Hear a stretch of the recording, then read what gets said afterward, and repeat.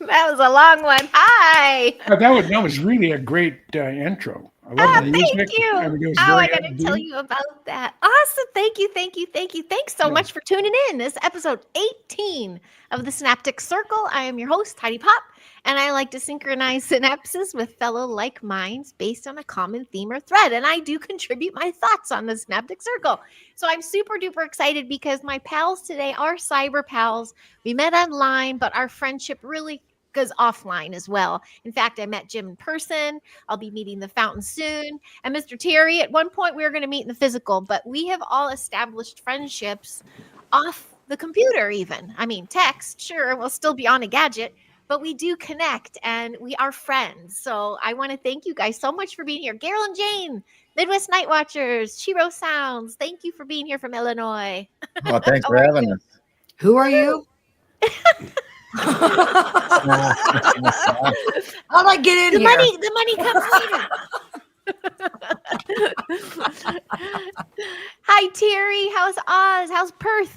Perth, Australia. Wait, that was an Well, it's Australian. getting cool now. I mean, it is autumn, mind you. I mean, I saw a monkey the other day looking for a welder.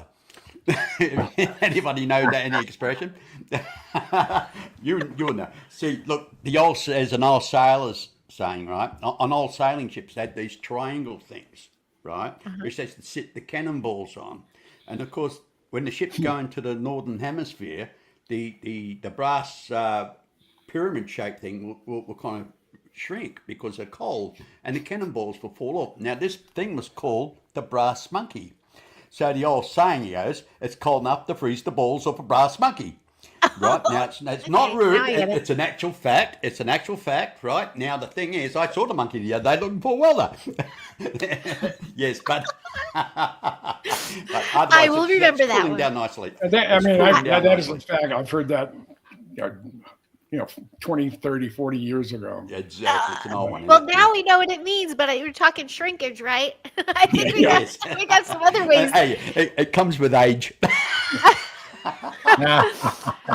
Well, welcoming. Speaking of aging at fine wine, Mr. Jim Goodall from Arizona. How are you? I'm doing just great. From the last time we spoke, I turned Good. 80. Woohoo! Woohoo. I don't know how I got here. I mean, I wake up in the morning, and that's the start. But I never thought I'd make it this old. And Ah, when I was back in Minnesota for about a week here earlier this month, everybody I wanted to visit or see has either passed or moved. oh, And I get an announcement from my Air Guard unit, the Minnesota Air National Guard, weekly of who passed away this week, and I know them. I wasn't necessarily friends or buddies with them, but are people I knew. yeah. And it's I'm delighted to be this age. I mean, there's a lot of people who've never had that opportunity. True. Yeah. And I know I'm Wear going to it be well. I know I'm going to be around a lot longer. So Yes, absolutely. Well, can we share? I'd like to share really quick. Well, first of all, hello to this beautiful chat. Speaking of our community and our friends, a lot of our friends are here today. I see you, Daryl. I see you, Bigfoot Dwarf. How are you? Nice to see you over there. And Roger and Blazer. Look at you, peeps. So these are the peeps covering the continental U.S. right now. We'll see who else chimes in here. But speaking of Minnesota, I've got to bring up something and congratulate you, sir, because you weren't there just to visit. You had a No. serious major let's here it comes. Look at you, Mr. Aviation Hall of Fame, ladies and gentlemen. Congratulations. and I mean, I was incredibly delighted and honored, and of the 7 inductees, I'm the only one that doesn't fly an airplane. And the other thing we have, I'm the 6th Minnesota Air Guard person to be in the Minnesota Aviation Hall of Fame, and I'm the only one that's not a general officer. I'm a master, retired as a master sergeant. So it was fun seeing some of the people I haven't seen in decades. I retired from the Air Guard in '97. The adjutant general, I still keep I see Gene Gene Andriotti every time I go to Minnesota. We usually stop, always we'll end up having lunch or a cup of coffee. Stuff. It's just fun. But it was about 850 people. This was the Wow. 30th year. Uh, the Probably the most well-known member of the Minnesota Aviation Hall of Fame, and a gentleman who was born in Little Falls, Minnesota, many decades ago, is Charles Lindbergh. So I'm in with good company, and I'm really honored to be that. And it's I don't know, it's an honor that almost takes my breath away because it's something I didn't expect. It's something I never thought I would live up to be able to achieve this, but I did, and I'm thrilled, and I'm blessed, and I think again, everybody who submitted my name was a general. Oh, wow. Wow. Yeah. And That's incredible, Jim. so I'm very pleased, and I drove my Corvette Yay. there, Of course you Well, did. of course. and for almost 4,000 miles, I averaged 72.6 miles an hour. Wow. Now that's a feat in itself because there were days I was just driving around Minneapolis, subsonic, Yeah, but you get on the Interstate 80, these the speed limit's 80 miles an hour. So I always go 10 over. And I get 24 miles to the gallon, which I'm not, it's not why I bought the Corvette, but it's my economy car. Yeah. I hear you. I hear you. Yeah. Great way to celebrate your 80th birthday by being inducted in the Hall of Fame. Yeah, that was a real honor, and again, I just it was unexpected. So That's awesome. That's and fantastic. I drove there with Rosemary, as most everybody knows. Rosemary has early onset Alzheimer's, and while she was she still had most of her faculties and everything else, I wanted to take her on a road trip. That's awesome. And it was the first day we went from here to Albuquerque, and a very dear friend, Stu Brown. He was the senior editor at Popular Science when the 1994 issue of On Area 51 was released. And they said that it's the largest circulation and the largest reading of Popular Science ever. I think it was 6 million people read the magazine On Area 51. Wow. And he lives in Albuquerque. He lives in the old town. Michael Stratt is just relocated to Albuquerque. And so next time I go there, I'll have two guys to hang out with. Ah. And then last night I was on with Dave Scott and talking with John Ramirez. This guy, I listened to. I came on about half hour after he started, and I stayed for the next 2.5 hours, even though I was trying to keep my eyes open. It was one of the best interviews I've ever had. And it turns out he lives not more than a half a mile from me. And wow. He's a retired CIA guy, specializes in things that go bump in the night. So we're having coffee tomorrow. That's going to be fun. Great. And I'll talk about, there you go. Some you met online and now you were going to meet in person. That's awesome. Yeah. That stuff like that's fun. So that's really fun. Yeah. Gerald, Jane, you've had a ton of guests. Have you ever met anybody in person? Or other? Yeah. You have? Yeah, we had one of our guests actually come and spend the night. Oh wow. Yeah. With the goats? Yeah, with the goat. I think she's the only one that we met. Is it Gerald? Yeah, I think so. Yeah, I think it was just Cindy. Yeah, we had her on, and she was actually in Illinois visiting family. And we had lunch together, and she decided to come to our house, and ended up just talking and spent the night. It was great. Yeah. Oh, I love that. What about like the conferences and conventions and everything going on? Do you guys make a point to go to those? Australia, I know, has a few.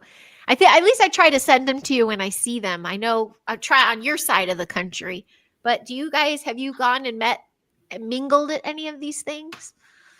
No, we'd like to go to Grafton, but we haven't ever made it outside the state to go to any conferences. So I don't know. Hopefully soon, maybe this year, we'll be able to travel a little more. Oh, nice. Yeah. Okay. Everybody I know in the UFO community, they're always talking heads somewhere, at the MUFON regional or national conference. I've only been invited once, and so apparently I don't have anything that anybody wants to hear. They can't control you. They can't control your thoughts. I know. I got General Andreotti came up to me after all the hullabaloo was over, and he said, "I don't know how you did it." I said, "What do you mean? You kept it under 12 minutes." That is a feat. Yeah, it is. I mean, I really had. I'm going through, and of course, everybody up there they were reading their notes. I don't believe in notes. If it's not up here, if it's not accessible, then I'm not going to talk about it. I got you. So I mean, I was surprised too, and I had some comments from a number of other people that they really enjoyed my presentation. How I got where I got. I love that. Yeah. Well, speaking of how you got where you got, I think we all kind of found each other because of the topics we cover, like the paranormal stuff. I think it's been UFOs and Bigfoots and that kind of thing. Things that go bump in the night. I think that's was our common theme of finding each other. And I was trying to remember how each of that worked. I'm trying to remember where I first met you, Carol and Jane. I think it was in a chat. Was it Jessica? It was Terry's show. Okay. Yeah. It was Mr. B. Yep. It's his fault. Mr. B's It's Truth Terry's Seekers. fault. Yes, it's Terry's fault. Yeah. I mean, I've seen your name around, but I never really knew you on like Facebook or anything like that. And that was because you've been on Terry's show. We got to know you. That's all. Thanks, Terry. Hey. Yeah, thank you, Terry. Look at you connecting everybody. And I wasn't involved in this at all until March 2019. Huh. Michael Schratt, who I've known for 25, almost 30 years, he said, "I'm going to be at a MUFON thing in Phoenix. Why don't you come up?"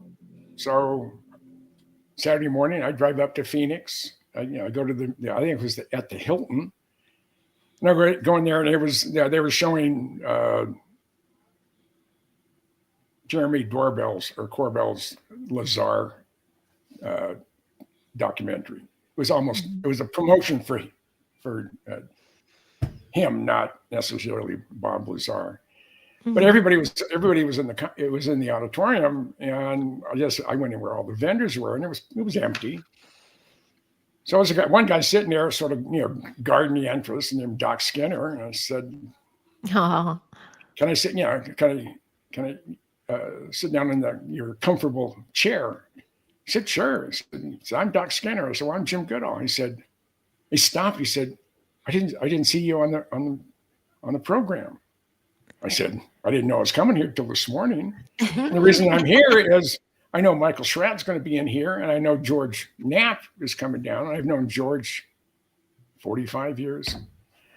So, well, I mean, a lot of people were surprised, and that's what started it. Yeah, that's what started it. Yeah, Doc. Then I saw on Terry's and Brian and all this fun, and Mr. Bauer, Professor was just here. Hello to Professor Bauer. Is he there? No, he was chiming. He did say hi. Mm-hmm. Yeah. Hey, you're supposed to send me my stuff, Robert. Oh, send me stuff. And Terry, how's the community for you? Oops, sorry. Because you were. I know you started this platform online, and you found a lot of like minds online. But have you found some like minds in person, or you're kind of knee deep in husband mode? You're on mute, Terry. Oh, you're on mute. We don't want to hear you anyway, but yeah. Well, I'm pretty much family oriented. Family comes first all the time. I mean, I love doing the podcast show, but I've been pretty slack lately.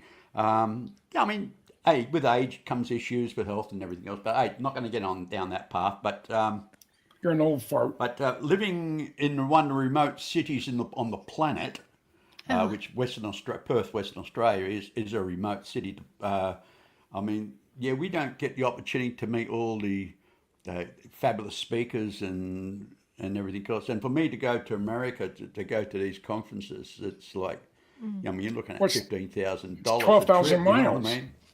It'd be That's 12,000 crazy. miles to the, yeah. Well, there's a You few know, Australian ones, maybe, but you still have to. I know what you're saying. I know. I get They're it. 4,000 Ks away, you know, again, still, you know, I mean, Yeah, it's as I still said, a bit. but, Hi, Woo. But I have a wonderful group of internet friends. I do, like yourselves, with like mind. But it's how I got into this. It, I sort of anybody I personally believe that has had experiences. For some reason, I wouldn't say they go into it willingly. They do, but the point there, it's like a magnet. You are attracted to it. It pulls you in because there's something about it that we all have in common, and you can call it paranormal. It's like a connection, an invisible connection, which you can relate to. And when you meet somebody that's had an experience, you can see in their eyes. I feel personally, I can define who's talking crap and who's telling the truth. And because there's something about most experiences are very intuitive, and that's a natural. That's like a gift. It's a curse in one way, but it's a gift. And yeah, yes, and I've met a lot of wonderful people through this. And like Jim, I actually met Jim through my good friend, Doc Skinner. So everything that's going on here, we can thank Doc Skinner for. Yeah, I mean, and he was trying to put together Yes, he an was. event, and unfortunately, it didn't gel. It was a good Not this idea, year. Yeah, it's a was good idea. brilliant. Maybe not this year. but Need a bit more time. he had a lot of willing participants, speakers and everything else, Mm-hmm. and he can get a lot of people up here next year with with a lot of advance notice, and to have the same group of speakers that were going to be on his his special event. And I was It'd I be was a up at the wonderful ranch. lifetime. I was up at the ranch. It's a big, huge log cabin, a house, I should say. I think there's 3 or 4 or 5 bedrooms in it, or with bunks. And they weren't there, or at least we didn't notice them. But Doc says in the morning and the evening, I heard an elk come through almost every day. Wow. She said about 50 of them. So it's a long way from anywhere. It's 20 some odd miles north of Show Low, Arizona, which is up on what they call rim country. You're at almost 7,000 feet. So I mean, I would love to see him have one of the biggest events ever, because he deserves it. He's put in a lot of work. Yeah. Yeah, and his heart is in the wrong place, but he's almost like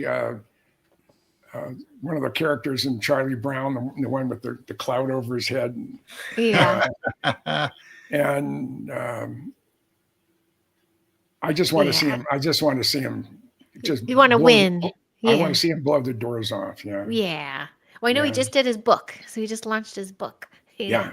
So that came out. Yeah. I'm excited for him too. Yeah. Yeah. Me too. Me too. Yeah. Aw. Well, with that being said, with all these friendships online and everything, have there been, well, no, I don't want to go there yet. Like, let's talk about the dark stuff now. I want to thank you all for being so gracious with me, offline. You've been really nice pals to connect with and reach out to. And Carol and Jane, you know how I feel about that. They've heard me vent. And I mean, I do hear kickback. Did anybody hear that? Is anybody hearing that? Or is that just because No. there's so many of us? Okay. By the Like, way, I'm hearing myself. Heidi, Dave Emmons said to say hi. Dave Emmons. Oh, where's Dave? Is he here? Is he on? Oh, tell him hi. He's in Messenger. Yeah. Oh, Nice- tell him nice howdy. man. Yeah. Dave is very nice. I had the pleasure of doing a couple shows with him. He did ask me to help to be a regular and I can't commit. I have commitment issues. I can't commit to any routine, as you know, with this Thursday 3 p.m. live. Hi, Polly. I think Polly knows all our friends here. Yeah, Yeah, g'day, Paul. Polly. How you doing, Polly? I hope you're He's been on safe. my show. Yes, hope you're safe, I Polly. I know. I hope there's. Please let us know how you are doing, and good old Blazer out there. So thanks, guys. Um, Well, cool. Well, if anyone ever has any questions for the chat, maybe we should ask about, do we all have experience? Do we all have that contact experience since we all met on those kinds of platforms? And do we have something we want to share, Terry? Yes. Well, look, briefly, from the age of, I actually got some a short video and a couple of photos to show. But Okay. before I get to that, I had experiences from the age of 7 till I was 13, twice a year. I had these grey beans, child-sized grey beans, come into my bedroom. Um, I used to hide under the sheets and everything else, and this happened illuminated like fluorescent. No face, no ears, no eyes. You don't see anything. Just a. My father told me to grow up and don't let my imagination grow wild with me. But later on in life, he says yes. When he turned on the bedroom light, he saw it for a split second, but he didn't want to say because it was only a few weeks before his father, my grandfather, passed away in our home, and he was visiting on the weekend, and of course, didn't want to freak out my mum. Anyway, then the second time I was on June the 24th, 1974. I was living in England at the time.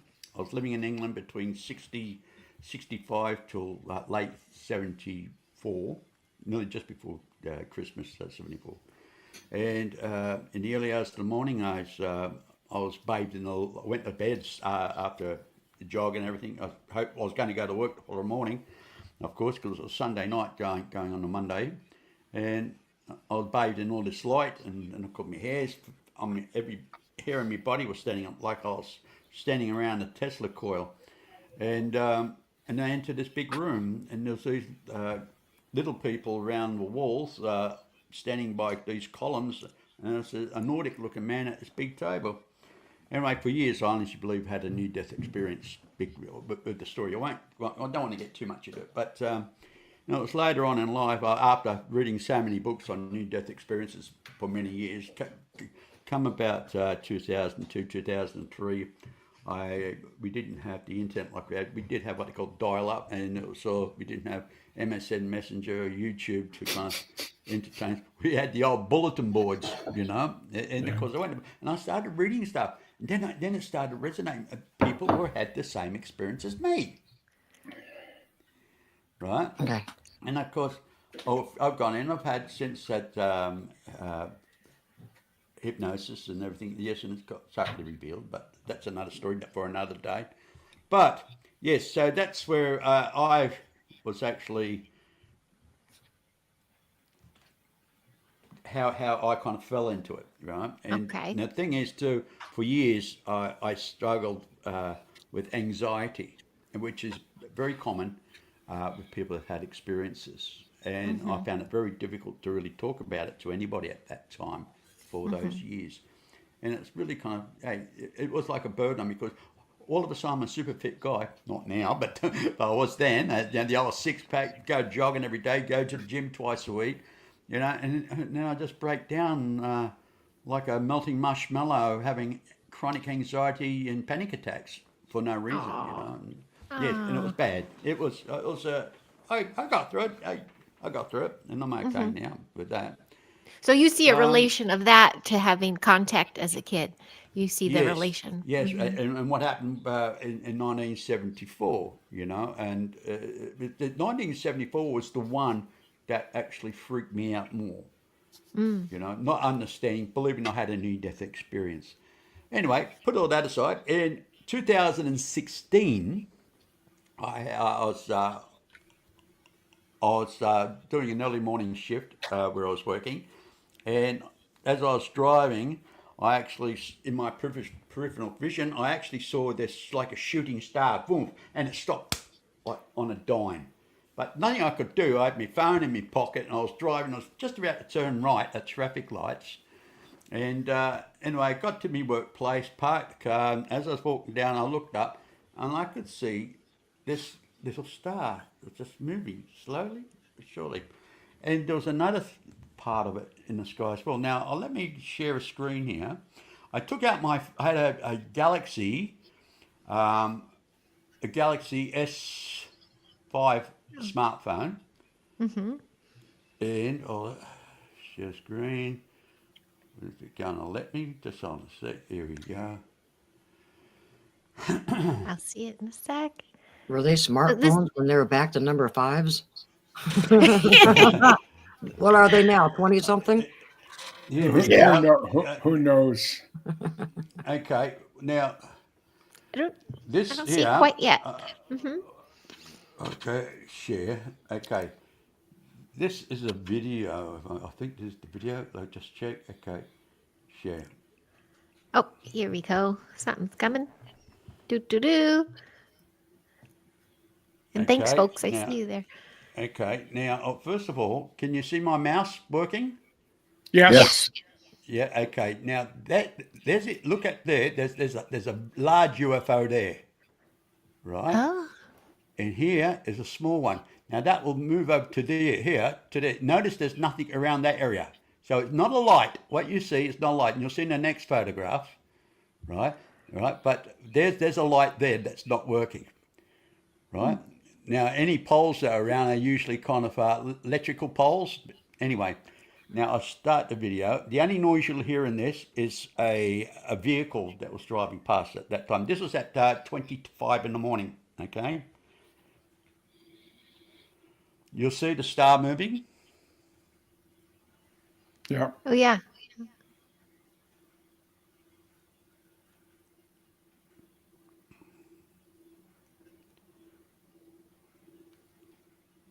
And before it's going to go outside, I thought I'll take a photograph because I know that on the video on those old phones that you just can't get an excellent. There you go. Now I'll close that one now. And here is a photograph of, I'll enlarge that one, of the two crafts. There's the large one up top, and there's that craft there. Hey, Amber. Let's see. Remember I said there was no lights around that area there? Well, it's not up just yet. I don't see the screen Okay, yet. okay. Oh, here. You got it? I still got it? don't see that screen. Okay, bear with me. I'll might Okay. have to share again. Hi, Amber. Hi, Amber.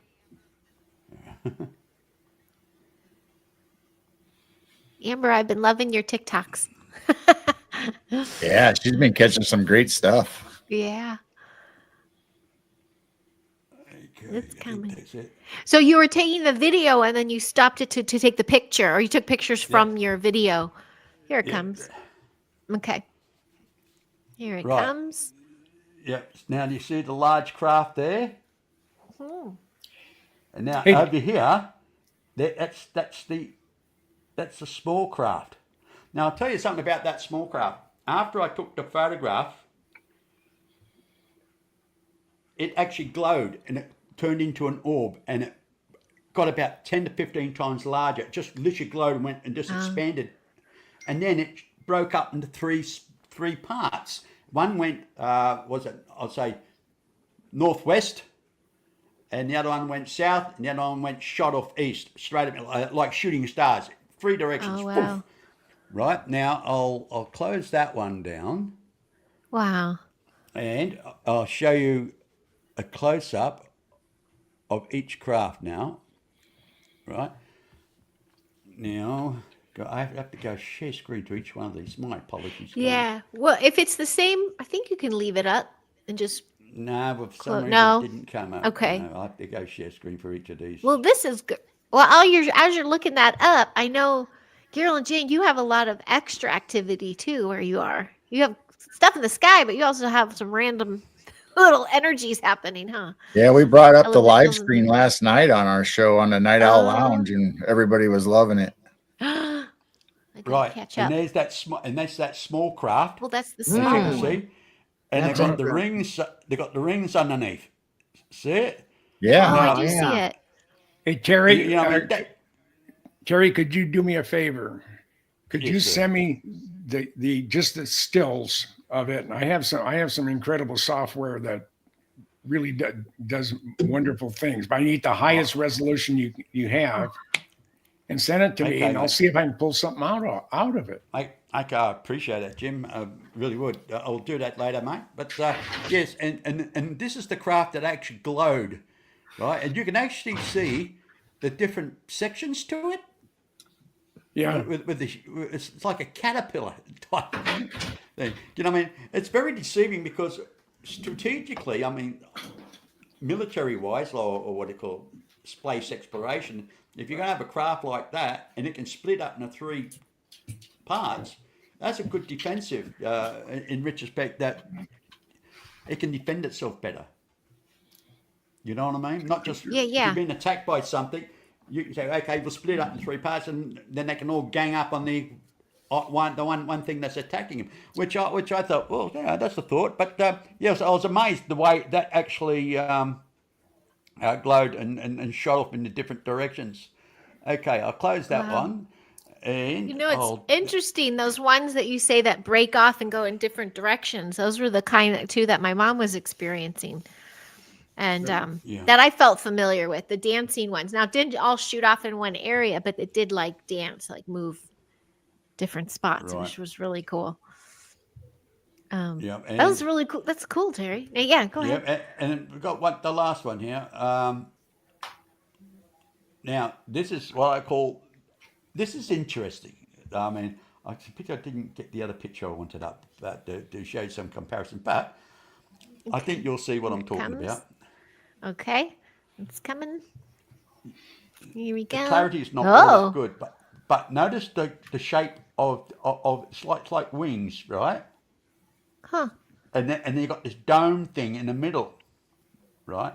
And you look, see again, it also has the black kind of circles on it as well, just like the Mm-hmm. small craft. Now, oh, I should have. Have you ever seen the capping stone where it shows you?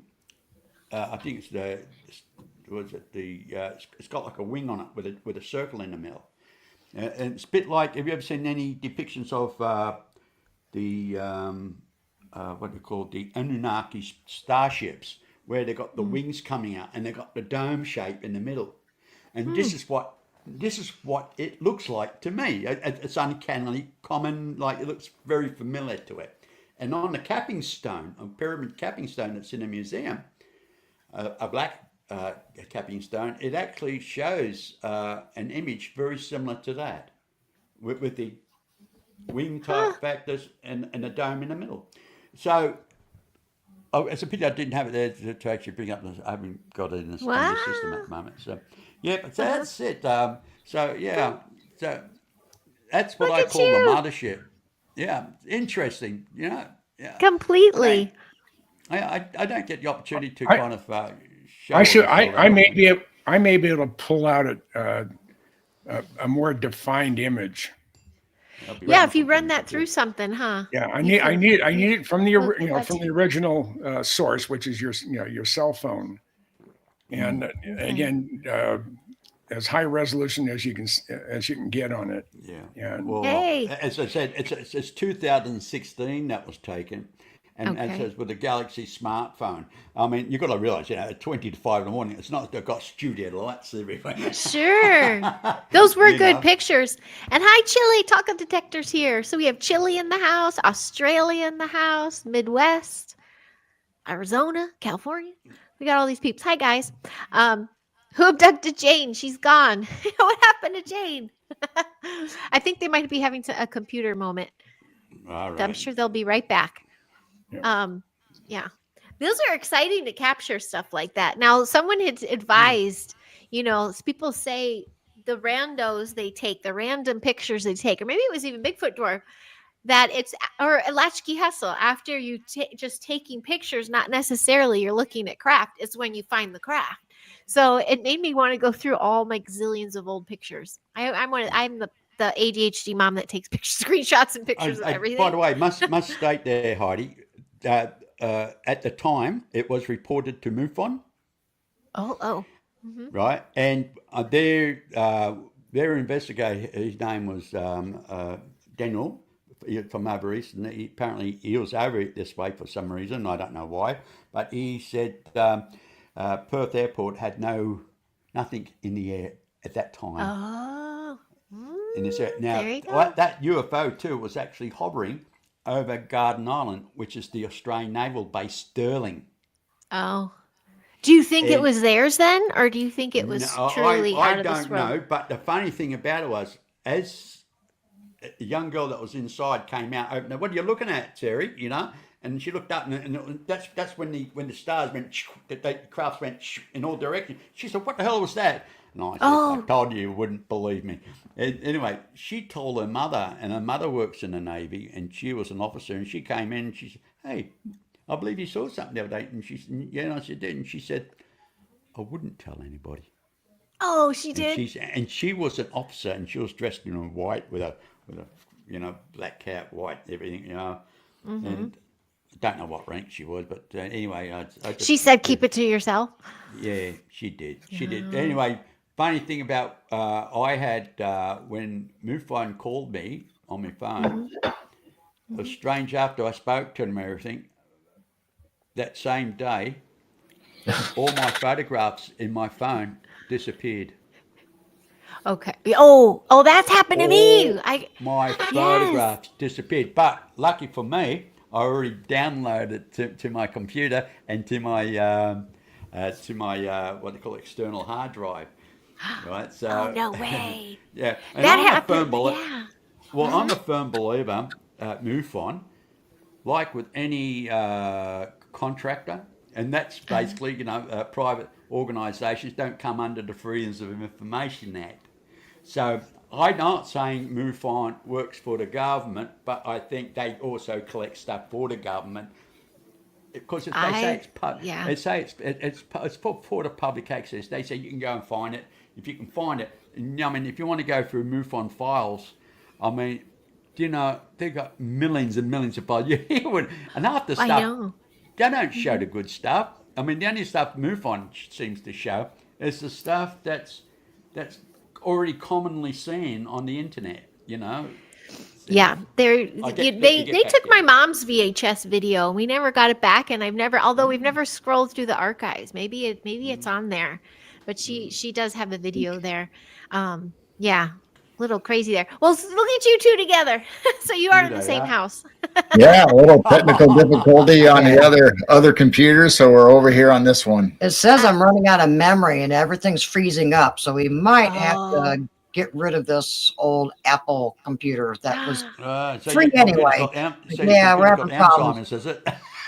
You know What? what Your was computer's that? got Alzheimer's. Oh yeah, and Amber, and so we had Chili come in, and just to let you know, of course, Montana, Blazer, we wouldn't forget you in West Virginia, but Amber's saying around her parts, yeah, cryptids are rampant around her parts. So I think there's some good fun chats. Hi, Angel Wings, all these chats going on in here. And Jane, you are glowing. Doesn't she look lovely? It's the hand pan glowing off her too. It's really sweet. different lighting over here. I'm not used to it. I love it. It's beautiful.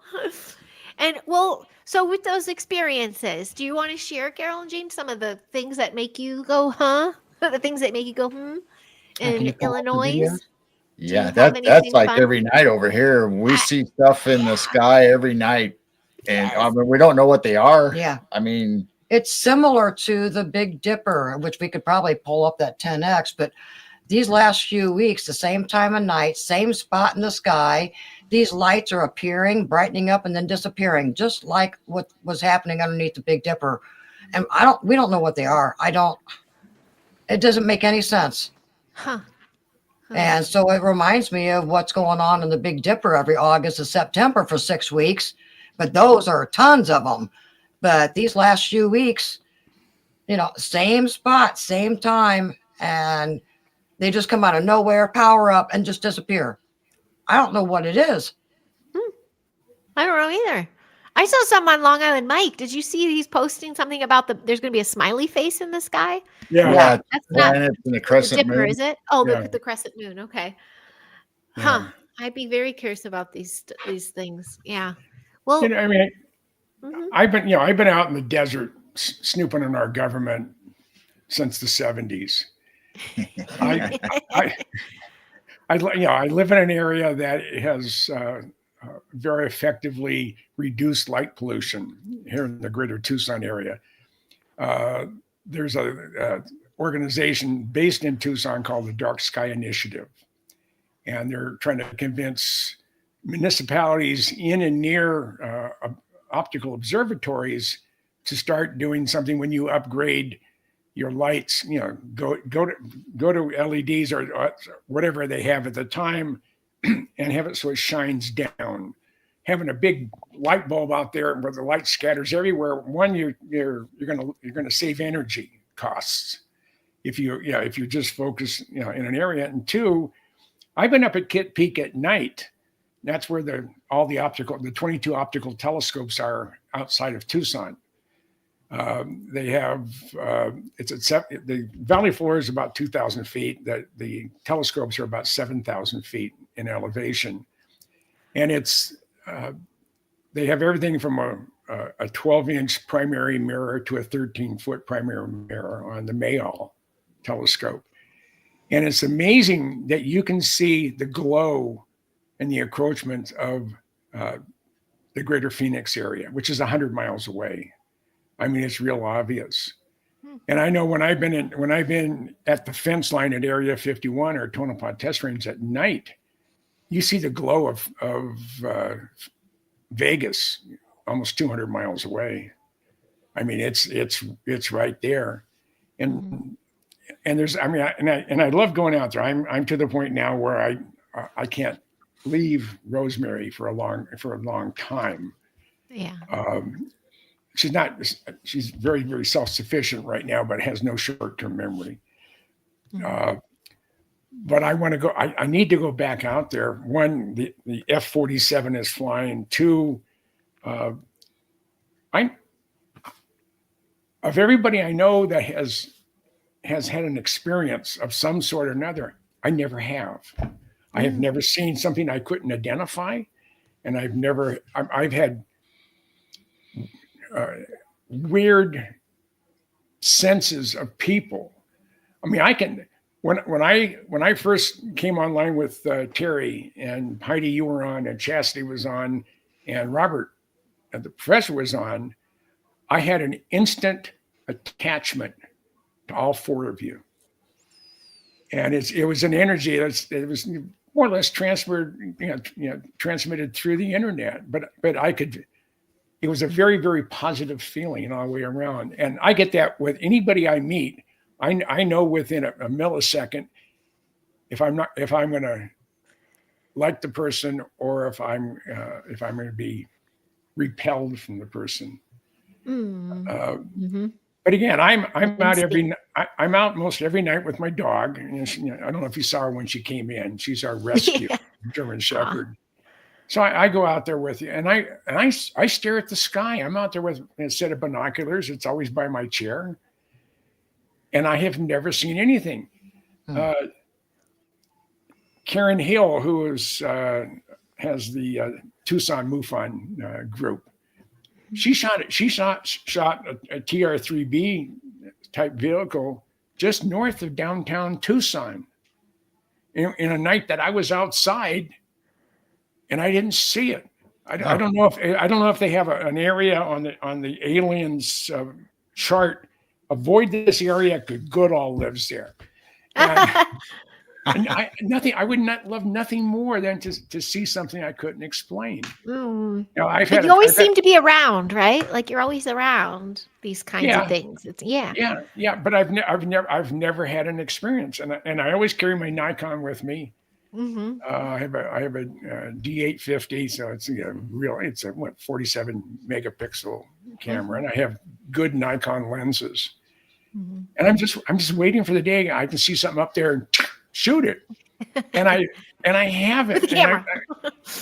And it's frustrating as hell.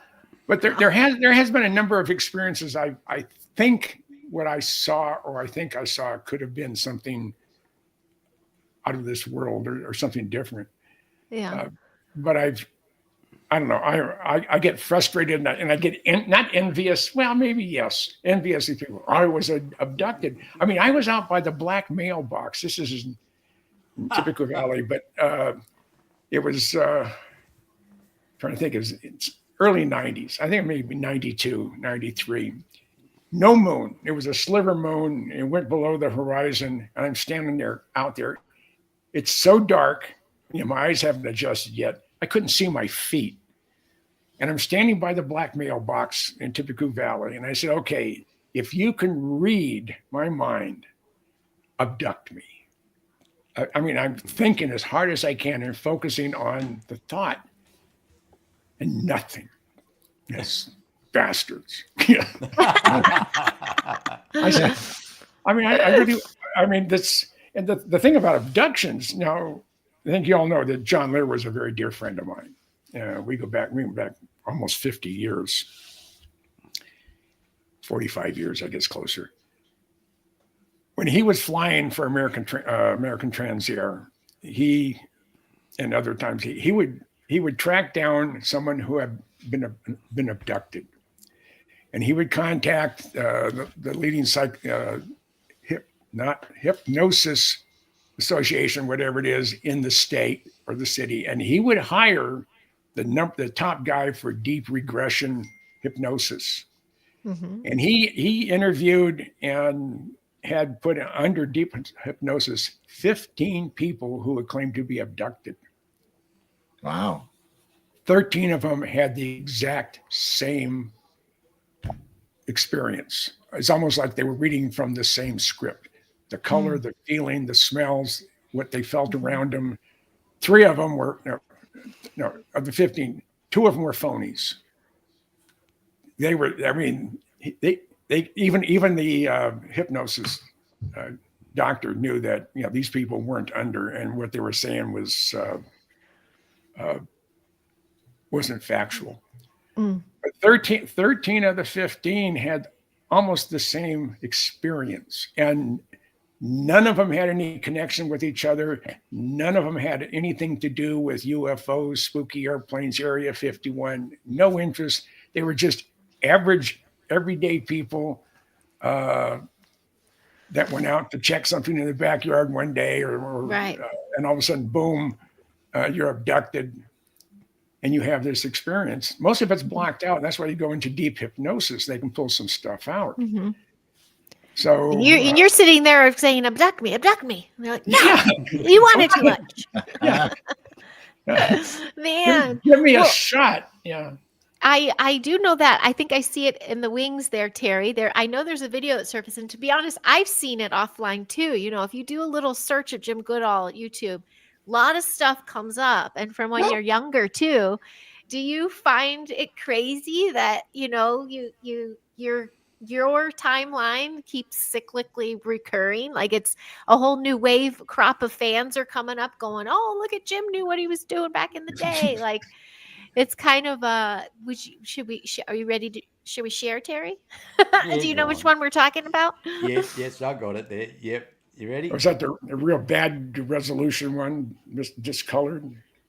Yeah, that one. Yeah. Oh, that one. Yeah. Oh. We don't have any sound. Oh, we don't hear it though. I'm still seeing that video pop up on other I people's know. I see it. I had a whole, pile of them pop up Trying and to said, put the- "Hey, when did you do this?" Yeah, people keep asking you, right? They're like, when was this? Where was this? What? No video, no sound. I don't hear the sound. No. Wow, boy. I'm looking over on here. I'm hearing it my end. Everything's there. Huh. Well, maybe Maybe you're so if we far away, move- sound can't get to us. That's a picture. Well, that is a juicy one, folks. If you just Google Well, that way. Jim that Goodall. goes, yeah. But there's Jim. He's a man with. He speaks his mind. That's for sure. Oh, He speaks his mind. when we were getting ready to acquire the A-12 Blackbird for our museum, I went to, I called up, made an, talked with the general manager there at the Skunk Works, and to come in. So I was going to take a look at the bird, which was out near the old airline terminal. Mm-hmm. And I go into, this is at Palmdale. I go into the security building, which is outside the perimeter. And there's a long counter there, and there's a buzzer, and the door's open. And I can hear people in the back. And so I hit the buzzer, and it says, "Who's there?" And I said, "Jim Goodall." Dead silence. It said, "The Jim Goodall?" I said, "Well, there's a total of 5 of us, but I think 2 of them are gone, as my grandfather and my dad.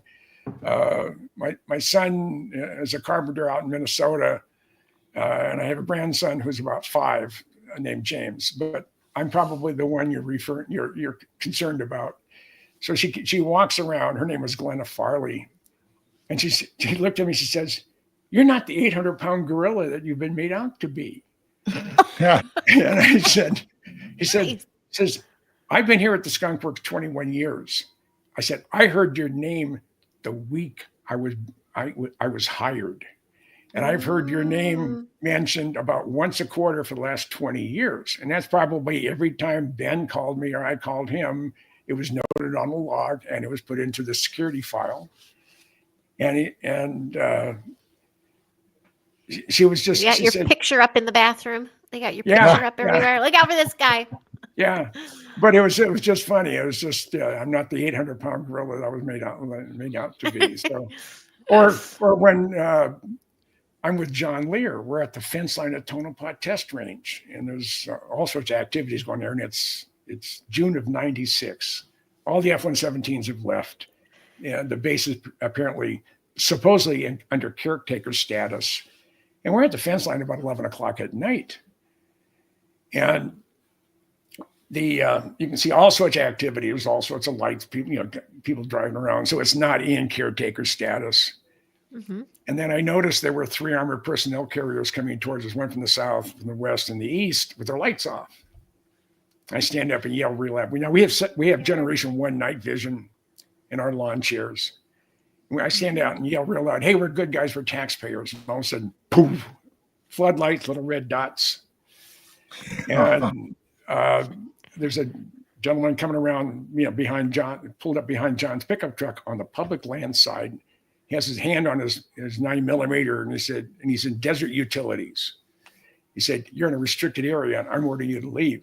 I said, "Sir, I don't know who you are, but this is public lands, and I don't need your permission to be here."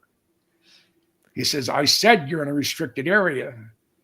I'm ordering you to leave." And I pulled out the aeronautical map printed by our government, and I said, according to this map, the restricted area to the second longitude and latitude, I'm in public lands, according to this official government map. And if you look at base of that fence post that my friend has his feet up on the barbed wire, just sort of leaning back, enjoying the view, you'll see a USGS medallion that'll give the longitude and latitude to the second. I said, "I can be here for 15 consecutive days without asking anybody's permission." And you can just see his jaws just tightening up. Clenching. Yeah. "I want to see some ID." I said, "I don't have to show you squat." I said, he said, "I'm, how did it go?" He said, "I want to see some ID." And I said, "I don't have to show you anything." So I've been deputized by the state of Nevada to uphold the laws of the federal government, Lincoln, Esmeralda, and Nye County. I said, "Well, good for you." I think I can say he's getting really, really pissed. So I said, "I tell you what, you show me yours, I'll show you mine." So he hands me his ASI badge. I said, "Sir, that's not a valid form of ID. I need something issued by the state or federal government." And you can see he's getting pissed. So he pulls out his driver's license and shows to me, and I don't have my reading glasses on. So I hand him mine. I lived in Minnesota at the time. Lear takes this out, gives it to a guy on the south side of the fence, goes to one of the armored personnel carriers, gives it to the supervisor. Interior light goes on, and I hear this, "Oh shit, it's Goodall and Lear." and the lights went off, the red dots went away, and they dispersed. They knew they weren't going to intimidate us out of the area. But that's but again, all the times I've been out in the desert at night, I've even camped out there for 4 days with my son. When shit, this is early 90s. And you're not spotting, yeah. You're not. And I didn't see anything. It just Isn't irritates that, the hell. so what makes you, that's the passion of like you, I mean, you wanting to have an experience just to be like, to get on the game board, even though you had I mean, zillions of other experiences. Yeah, You have experiences we haven't had. Well, I mean, I have people say, well, how do you know these people? I said, because I'm 80. I've been doing this a long time. And a lot of people, actually, Heidi, I reckon if aliens abduct him, they know he'll say, no, I don't want to go back. They'll be stuck with him. They're stuck with them. My goodness. And Gail Jane, you haven't had abductions, have you? You have. No, I know you have horsetail. Not that I know of. Not that I know of. Not that you I've know had of. weird, strange, vivid dreams. That may not be dreams. It could have been an experience, but our main experience is just seeing things in the sky. I've recorded a lot of stuff. Don't know what they are. Mm-hmm. yeah. But And you've had like that, the horsetail braiding or the knots, the fairy knot thing is kind of something too, right? Yeah. I mean, it's kind of mysterious. Right. And we got rods and skyfish and orbs that show up on our cameras all the time. We don't know what those are. They've got to be interdimensional something.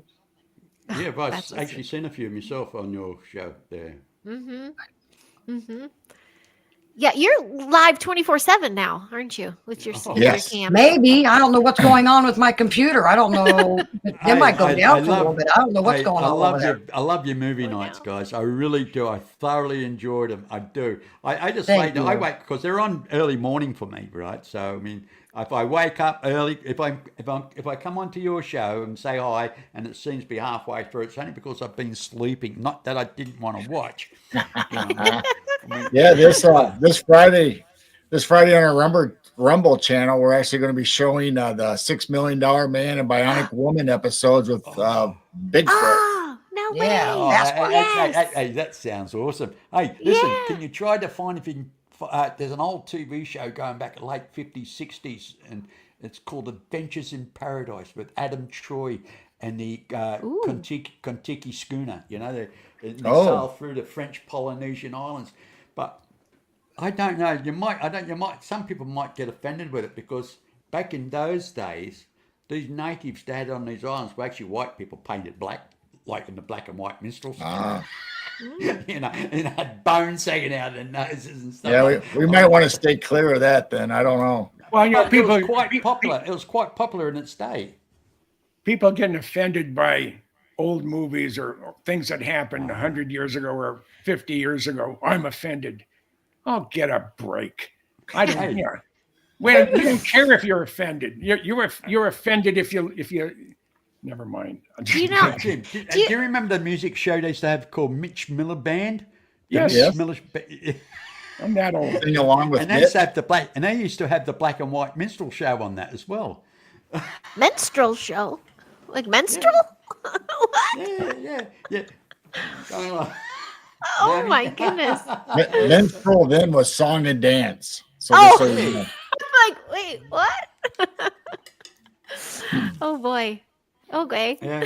How things change, eh? How things change. Well, I tell you, even in high school, I really was fortunate to be at a high school. They had an activity and club for anything, but even their curriculum was cool. And I did do a film appreciation class, I think junior or senior year, but it was pretty awesome. We had a diehard teacher, but it's the oldies, the ones it's the educators and the people who love film that can point out with the old ones, how clever they are and the techniques they use. They have none of the technology they had today to make these films. I mean, it's pretty clever. There's some pretty good ones. I love it. And thank you for re-showing that. So yeah, Rumble. And then you get to show, you get no strikes or anything over there, right? No copyright Not issues yet. or anything? So far. So we don't know. We're pushing the envelope once in a while. We're getting newer films on there, but we like staying with the black and white old monster movies. I like the Twilight murder mysteries. The when murder you're going to do One mysteries. Step Beyond shows, the One Step Beyond. I mean, you got Yeah, Twilight we've Zone. done One Step Beyond. We've done Twilight Zone. We do Yeah, you got Hitchcock's Awesome. suspense theater. We've done Ah. what else? Thriller, Bela Lugosi, all of his shows that he's had on. X Yeah, Files. the other day, X-Files. the other week, you had The Fly on. The Fly, yeah. Oh, yeah.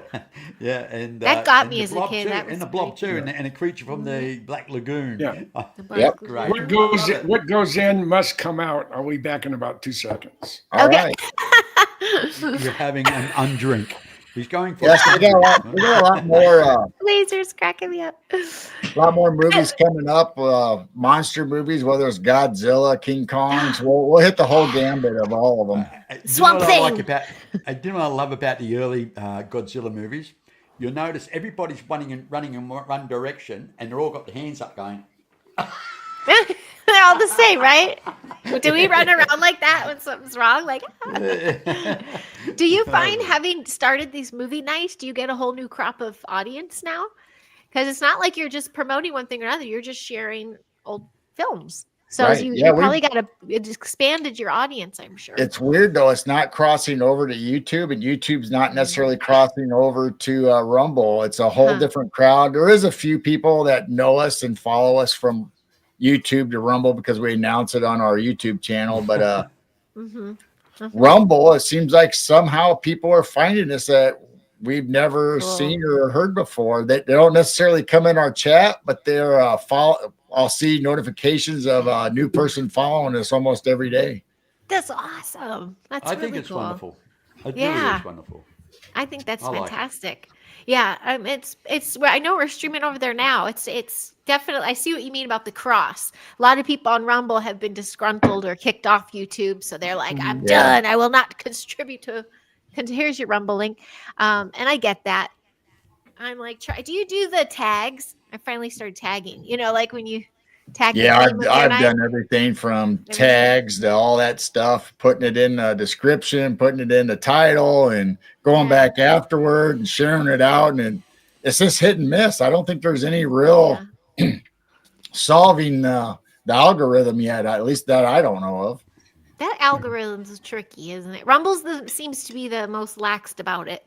But I just got another notification on Facebook for a story I reshared at Japan or somewhere. Someone stopped me because there's like 5 seconds of Michael Jackson. They going, I got flagged for copyright. So Facebook is still Book of Faces, Fuckerberg. Yep. But I try. So hello to Facebook land. Where we all keep in touch with each other. And I mean, you've got your... I've gone to jail many times on Facebook. Many times. The Beehive, I think, got in trouble recently. Didn't they get in trouble for something recently? I thought they did. Well, you run the Beehive, but do you still have Truth Seekers on there? Mr. B and Friends Truth Seekers? I've got Australian Truth Seekers. Australian Truth Seekers actually got threatened to be taken off air, you know. And I just contested it, and it's still there. It's still there. And it's still getting, I don't kind of seek followers on it, but it's still gathering a momentum still, you know. So, I mean, I don't know. I mean, I'm not promoting. I mean, with the Beehive, it's growing slowly again. I'm only got about heading towards 2,800, going into about 2,900 people there now. But it's growing by itself. I don't kind of invite people anymore. I mean, I just leave it alone. But I mean, people don't realise when you got a large following of 5,000 people on Facebook, and you got 2,500 people over in your group. People don't realise how much work it takes. It's time consuming. The amount of stuff I literally have to view. I mean, it's because I don't let people like trusted people like yourself and Jim Goodall. If they want to post in the Beehive, they can do it. They don't need permission. I see. Because there are people I trust, but people I really don't know. I have to. They don't get permission just to post whatever they want. And I'm constantly deleting stuff, and I've got constantly getting people befriending me, and I don't know them. I don't know them, and I look at their profile. See, all this is Mm-hmm. time consuming, and you look at their profile, it got no information about them when you go Yeah, and it's see what they nothing put. there. Yeah. There's Mm-hmm. nothing there. So I'm constantly have to either delete or block them because I can't afford to have scammers come in. And Yeah. when I've seen people and they've got a nice profile, oh yeah, I had them as a friend. Then all of a sudden they don't want to sell me Bitcoin. They're trying to Oh push. yeah. You Yeah. you've had that. Start You selling. said, you know. Yes, all the time. Weight loss, or do you want to talk about this health thing? I go, well, sure. You want to watch my health show on Sundays? Like, Yeah, or just a yeah, there's moment. always it's Boop, something, and delete. then it just immediately goes to the DMs with the advertisement. I'm like, oh, I thought I vetted Yeah, you. block, Yeah, I block go to straight away. mutuals. It's a hard vetting process, but you brought up a Yeah, good point about being on social media with this. Okay, go ahead. yeah, and I mean it takes up a lot of time. And Well, look, yeah. I know it's brings up a lot of issues with my wife at times. Like you're all right, Uh, aren't you? And I said, I know. And but the thing is, I do put it down. And my wife's bad.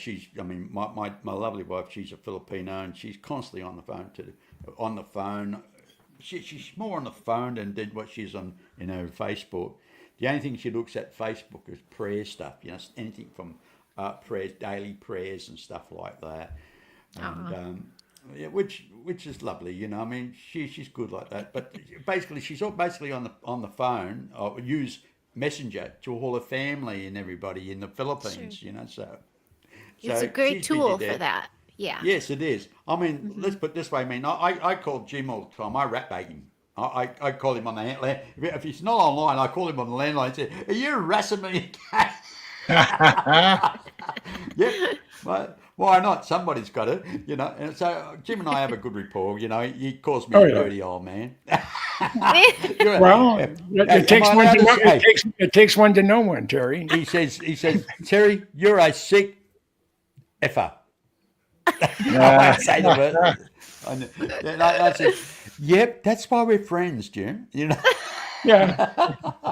There's I some mean, naughty there, but you're gentlemen too. Well, yes, we are. I like to think so. But point is, we're not plastic. We're genuine. I mean, what you see is what you get. Yeah, with all of us. And Yeah. Gerald and Jane are the same. What you see is what you get. There's no pretense there.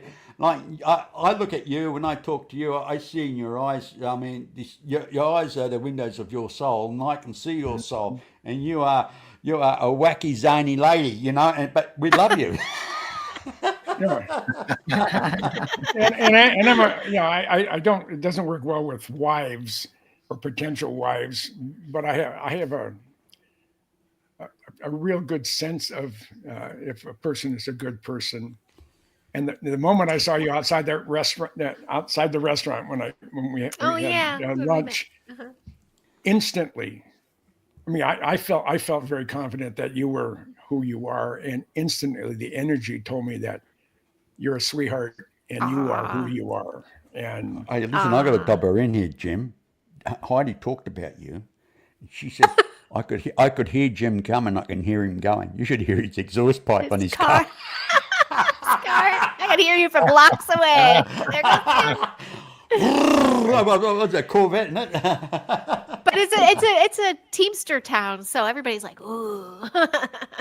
oh, So that's what it is. It's a Teamster there's a lot town. of Teamsters up here. Yeah, there really Yeah, are. Because there's more land. You get more bang for your buck. I think they can bring all their toys. So there's a yeah, lot of car enthusiasts for sure.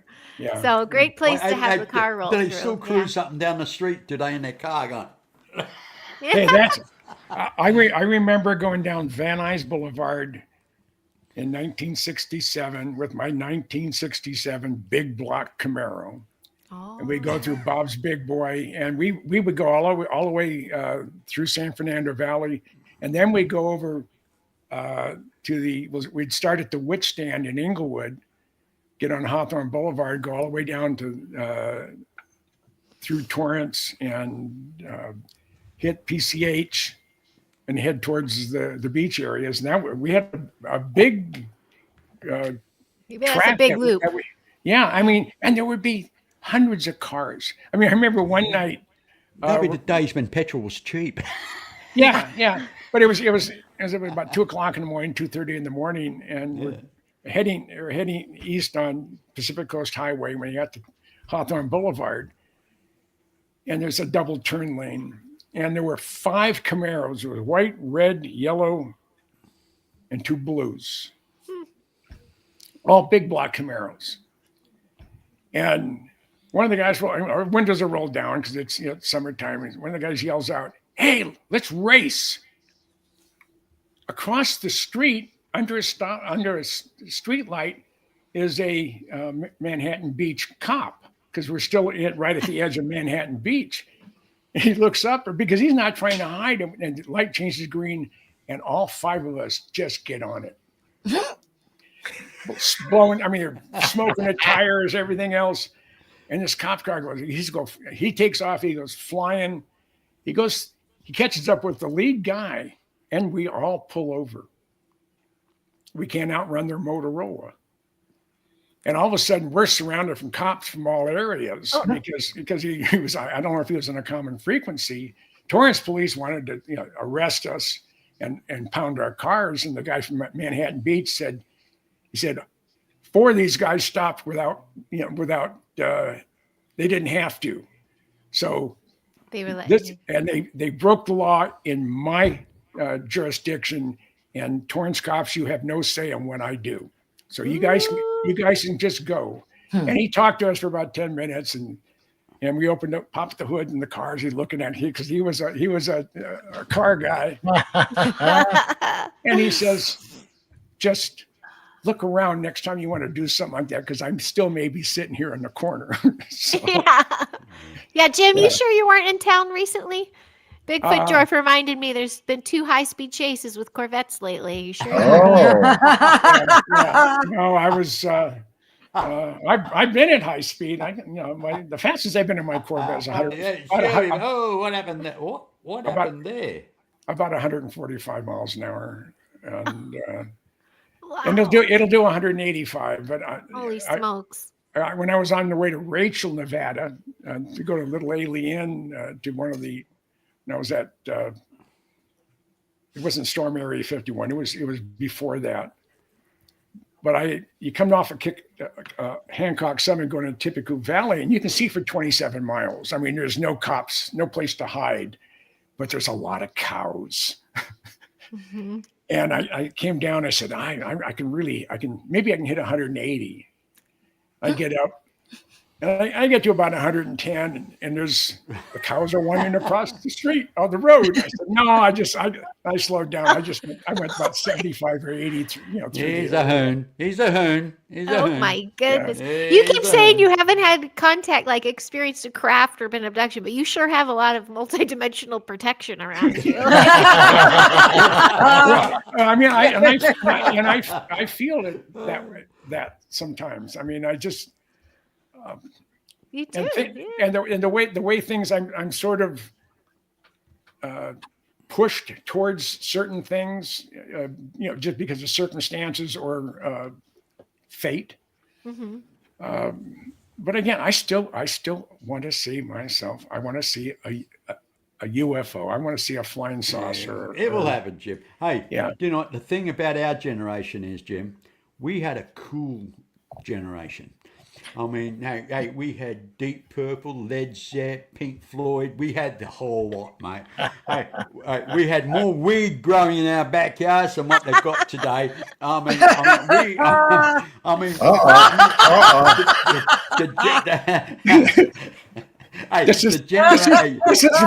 This is from my son.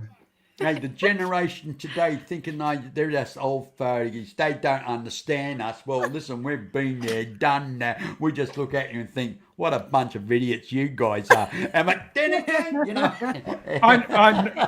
on X, some idiot carry on. Posted that I had posted something. I forget what it was about, and he was talking about Grandpa. He said. He said, the only thing you have to concern yourself with being an old fart is, getting up out, in the middle of the night and having to go to the bathroom, 15 or 20 times. And I responded and I said, okay, I may be an old grandfather, even a great grandfather, but I had a chance to see America and grow up in America before it turned to shit. And I said, and this is what I've done. And I started putting just a few of the things I've done, and said, you don't have a clue.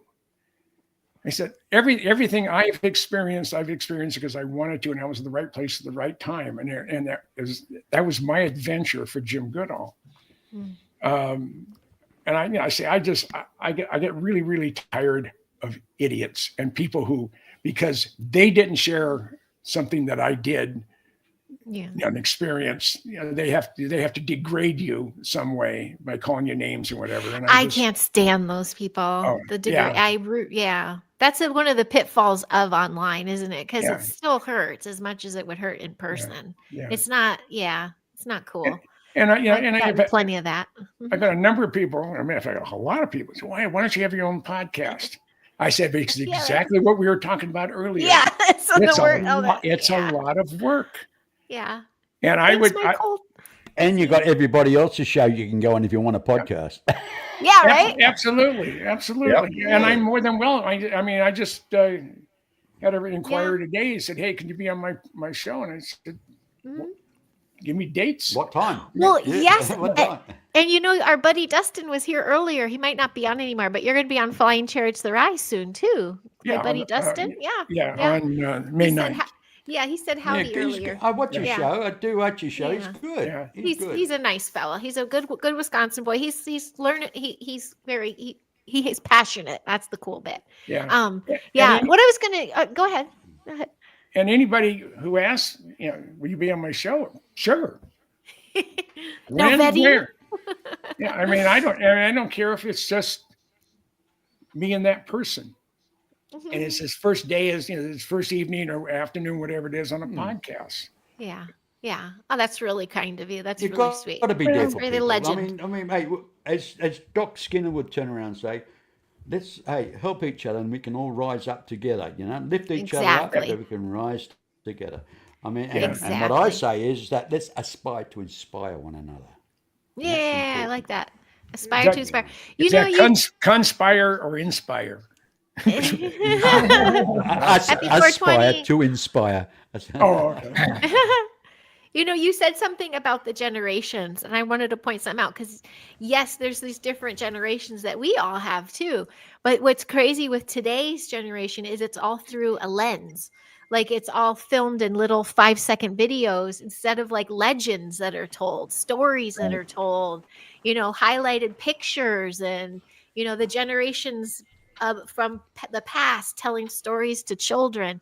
That's been changing, and that's where like educating today comes in, of like we have to do something different, because now it's just pictures. This is what it is, instead of storytelling and thinking, like you telling your stories of these experiences. Jim, I'm picturing you out there at a gridded, like I'm on the safe zone, like it's up to us to be the storytellers for the future, instead of these 5-second edited clips from mainstream cities. We also did the 16-state road trip with the family, and I remember thinking how huge, there's so much land and available space, but we're all confined to these tiny little metropolitan cities. And then we're like, we think that's what the rest of the country is, when there's, it's not always the case.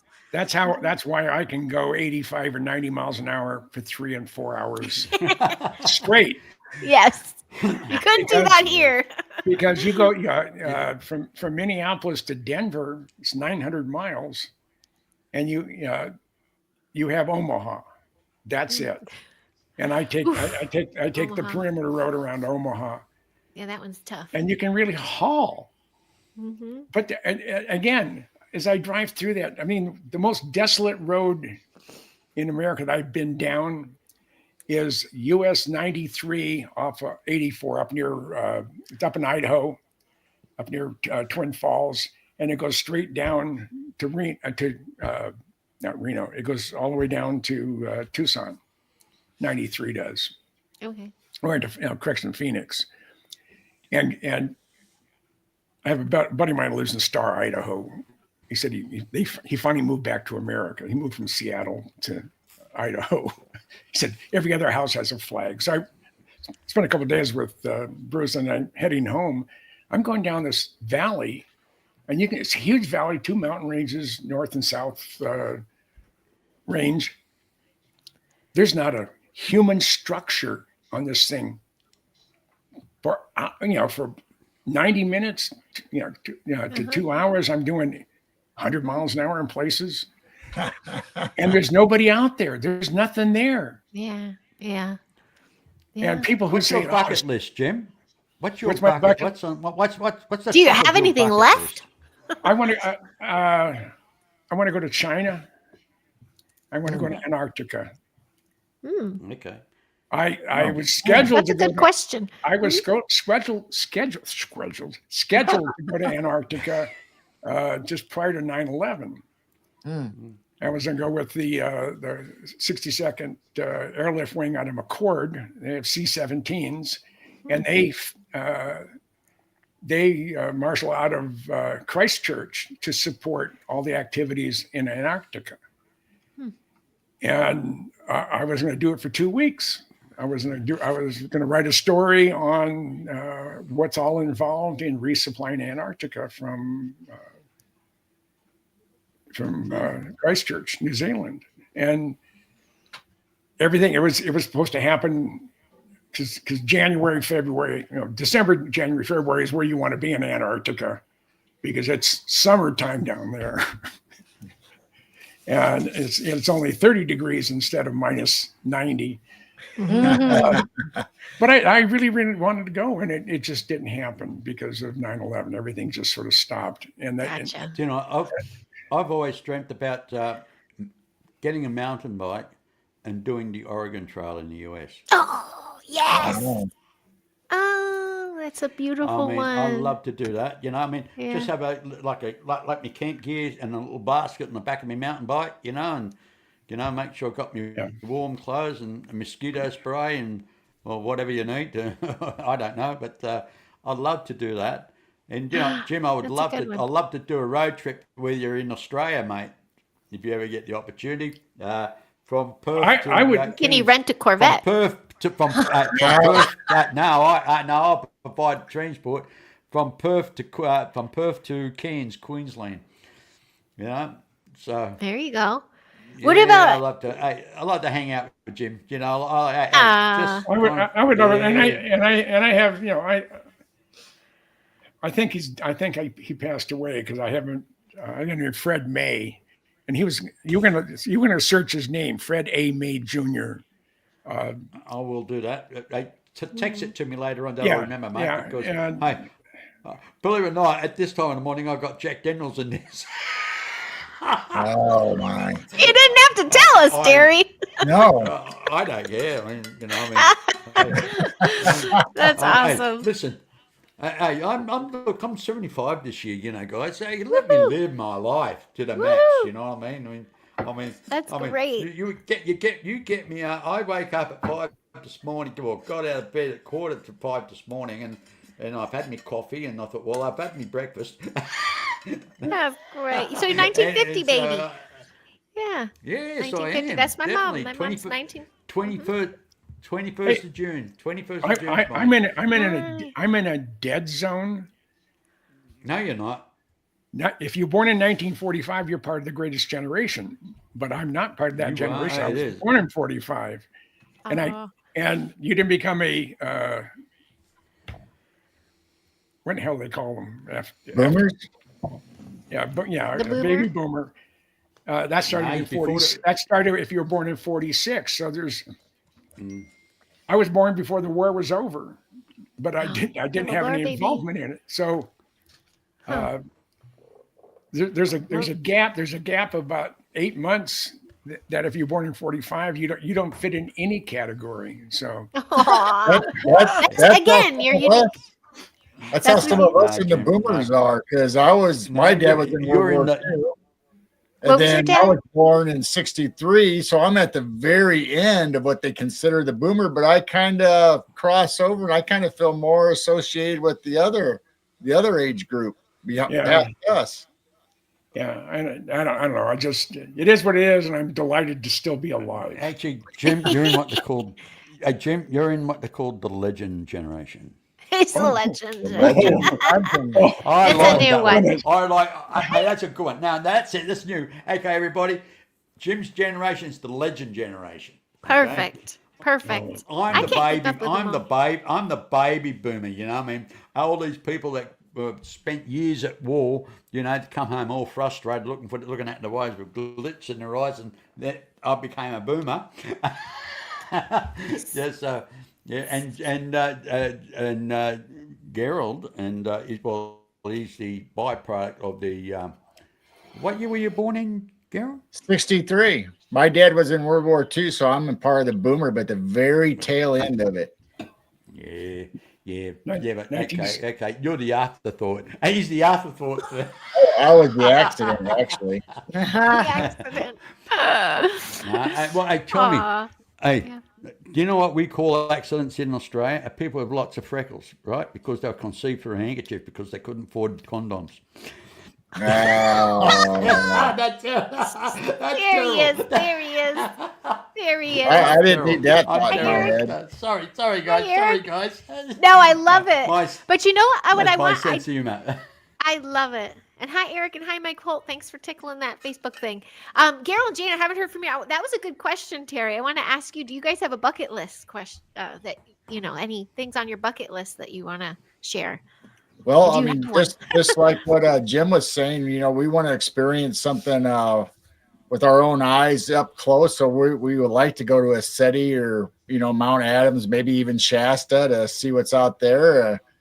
Personally, I would like to go to Japan versus Jim's China because Nice. I don't know. There's something about Japan that I like, but as far as ancestral, I'd like to go over to the UK or Europe because my dad's family was from France, borderline between what was it?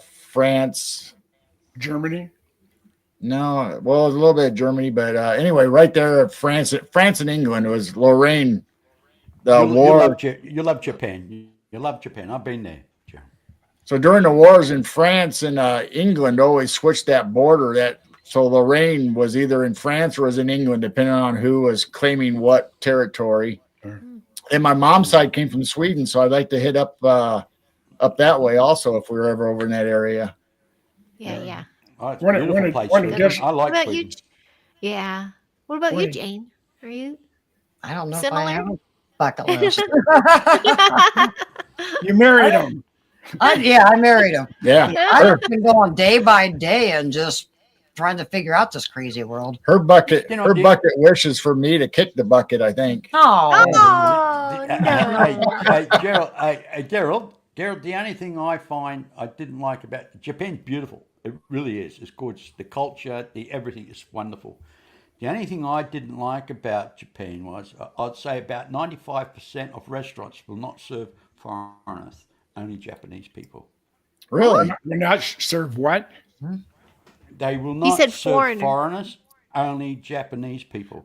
Really? Oh, it's really? part of I their haven't culture. I have never heard that. wow. Yeah, well, yep, that's true. It is true. You can Google it. That's a fact, Dave. But otherwise, that hotels and everything, all the hotels from their own restaurants and hotels serve foreigners and everything, and their courtesy and the customs is beautiful. Look, the gardens and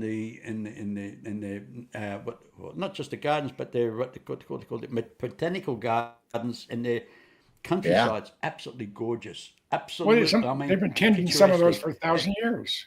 Yeah. Yeah, I've heard it's an art amazing form. things. It's a Mhm. total art form, Mhm. And Yeah. I have a And lot clean. of respect for I have a lot of respect for the Japanese culture, really do, especially when it comes to family respect, how they treat children, and how they make children clean up their schools rather than having maintenance people. They teach them the value of life, the value of a day's work, and the quality of life. And there's a lot going for the Japanese community, really. And when it comes to the health factor for their workers, they all do their exercises in the morning before they start work, and they do it as a group thing. Yeah. Anyway, Yeah. Heidi, you're hitting on the 1 hour and 32 minute mark.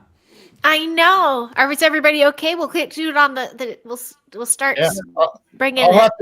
have to amend my bucket list. I think I want to meet up with Jim, and we'll get on Interstate 80 and we'll do a cannonball run and all the way across the whole country. Cannonball Run, Listen, best movie ever. if you're going to do that, let me know when it happens. I will come and I will join you. I promise you, I will join. Jane and I will do the follow. cannonball run. Yeah. I have a two-person car. How are you going to join? Yeah, us? You How can you- strap cannonball, then me we'll to have a the roof. bunch. Hey, put a roof rack on that, and you can strap me to it. I don't care. All that fresh air. Throw Terry in the trunk. Maybe we'll all have our own cars. We'll get Terry a car when he comes over, and we'll Yeah. have a real cannonball Hey. run. We'll just chase each other all across the whole U.S. I know we can't do it literally a cannonball run, but we can have a run. We can just all hire an RV that will fit us all and just cruise. Just cruise and have a great time. Sounds good to run me. A big AMG Mercedes, 600 Sprinter? Big series. Sprinter? Yeah. Hey, my brother's fancy got pants. that. A big camper, Mercedes camper. He has. I had the Dodge version of that. That was my I food just thought truck. we'd was add the to the Dodge legend version. of Jim and be able to go across the U.S. in record time and the fastest land speed on 80 or something. I don't know. There you go. There and you how go. many and how many speeding tickets and how many different states. I like. Well, it's going to be like Smokey the Bandit. We're going to have a blocker. Yeah. Now Oh, I'm probably okay, I'm okay. probably gonna get a speeding ticket tomorrow because of what I'm saying. I've been stopped once with my Corvette. Once? Only That's once? it. But I didn't get a ticket. It was here in Oro Valley, which is a suburb of Tucson. I'm going up First Street or First Avenue. I come to a stoplight, and this guy in a dark cherry GT 500 Mustang pulled up next to me. Windows, I can't see who's in it, but it's the light goes green, and we both take off, and I hammer it, but I try not to exceed the speed limit. And the car, the Mustang's right next to me, and all of a sudden he goes back, pulls me over. He said, "I clocked you at it's a 45-mile-an-hour speed zone." And so I clocked you at 56. I said, "But I'm not going to give you a ticket." I says, "I see you all the time out here, and you're always doing the speed limit." And said, "You didn't squeal the tires." And I said, "Well, this car it's the car's fault. It's not mine." Well, we talked for about about 5 or 6 minutes. And when I had a Holden, which is a Australian part of General Motors, and I drive a Holden. My car is a Holden Captiva. Yeah, I had a 2006. SUV. I had a 2006 Pontiac GTO, and it was the small little light two-door coupe with a 400 horsepower, 400 cubic inch V8. And I'm heading up to Phoenix from Tucson. I'm going up Interstate 10. And I always do 85. It's posted 75. I do 85, and they don't stop you. And I pull behind the guy in a van. He's doing 65 in a 75 zone in the fast lane. I flash my lights. He slows down. He stays right there. So I went out and I just hammered it. Well, I didn't realize it was a cop right behind me. I got to 96 when I left off. He put, the lights go on, and oh shit, I pull over. He gets out, and he said, "You know how fast you're going?" I said, "Well, the idiot was in the fast lane, not even doing the posted speed limit." And I went around it, and I just accelerated. You see, I got to 96. He said, he says, I got a question. He says, "Your license plate says SR71A. Do you know anything about the Blackbird?" I said, "I know everything about the Blackbird." Oh, So we started talking. He said, "Well, I worked on F-22s when I was in the service at Holloman, and then joined the Arizona State Patrol." And we're just talking back and forth. And finally he says, "Well, try to keep it under 100, okay, between here and Phoenix." And, it was just fun. And I've been stopped multiple times, but I have not gotten a ticket because maybe because I'm suave and whatever. Oh yeah. Uh, Oh, Mr. Wonderful. Hey, Jim, I'll tell you something. It was back, what year? It was about 1970, 77 here in Western Australia. It was my birthday. And my brother says, well, I'll meet you up at the Waikiki Hotel in Waikiki. We have a Waikiki beach here, so we live in Western Australia. oh, And I said, okay. So I went up there, they had nice music and everything, and I had a bit too much drink, and I said, oh, Paul, I'm going home, you know. And on the way home, I was speeding, and the copper pulled me over, and he says, hey, you know you're speeding, and I says, oh, yeah, mate, sorry, mate, you know what I mean. He says, do I smell alcohol? And he says, yeah, well, yeah, it's my birthday, blah blah blah. I'm just heading home. I need to go to bed. And he says, yeah, breathalyzer. He says, you're over the limit there. I says, okay. And he turned around and looked at me, and I just kind of looked at him and thought, yeah, well, listen, look, I didn't intend to get drunk, mate. Look, honestly, sorry, but I am going home. He says, don't worry, mate. He says, happy birthday. I'll escort you home. Didn't Aw. book me. Did not book me. Wow. That's true. And he escorted me all the way home, and I followed behind. He says, hey, you follow behind me. Don't run up me car. Don't run up. Don't bang me back in my car. Right? Yeah. But the worst one I've ever There's had. some good ones out there. Yeah. Go ahead. If you're You shouldn't have been driving, but anyway. if Yeah, you drunk. yell and scream at them and call them all sorts of profanity Right. and everything You're else, right. Exactly. Then it could be worse. Yeah. Do you know what? Back in Do you those know- days in Western Australia, the coppers like used that. to wear leather jackets, and they wear their caps up like that, and they look like friggin' Nazis. They really did, you know. Jeez. Oh, jeez. You know what I mean when they wear their caps up, hat up like that. You know, no, right. like Yeah. that, no. You know, it's like the only thing that's missing is a monocle in their eye. Oh my gosh. Yeah, and of course they all. I mean, in Western Australia, coppers all the police, not like British cops. In Australia, the police wear guns. They have that. They have a, yeah, well, they have a cannon Yeah. on their bloody hip. You know, as far as I'm concerned. But Yeah. I heard a story you know, recently. yeah. Uh-huh. Oh, Yeah, go carry ahead. Oh, on. no, I wanted to share something out here because I'm so nervous about my kids learning to drive, especially in LA. And I'm like, I wish it was like in Wisconsin where I was at 13 with a Suburban. Like you got to be off the beaten path. So anyway, my daughter has a classmate whose parents are separated. The dad is kind of in a rural area, 30 minutes away. And he's been teaching his son just the safety of a car. And he's like rural little town and off the beaten path. And the kid's 14. And so he's driving with him, but he taught him how to drive. Well, apparently, the boy had his hoodie up and drove with his dad, and he was practicing. And all of a sudden the dad's like, oh boy, and the sheriff was coming. He looked at them and then he followed him and pulled him over. And he doesn't even have a permit. And so he's like, he didn't know how that would fly in this day and age. But the man said, I'm a local, this is my son. I just wanted him to safely learn how to do this. He's very close to getting his permit, like a week, and he really has 2 years or something. Yeah. But the man goes, oh yeah, I've seen you around, to the man. Like, he's a local. And he's like, yeah, you're cordial and nice. And that's what it takes. Kill him with kindness. But he goes, but he has his hoodie up. You got to teach him to not drive with the hood up. You not only, I think you look thug, but you can, your peripheral Look vision sus. isn't very strong. Yeah. Yeah. So they got away scot-free. And I'm like, that you don't hear enough stories that good stuff can happen too, when you get Right. pulled over. And plus, I told my daughter, I'm like, I want you to get comfortable.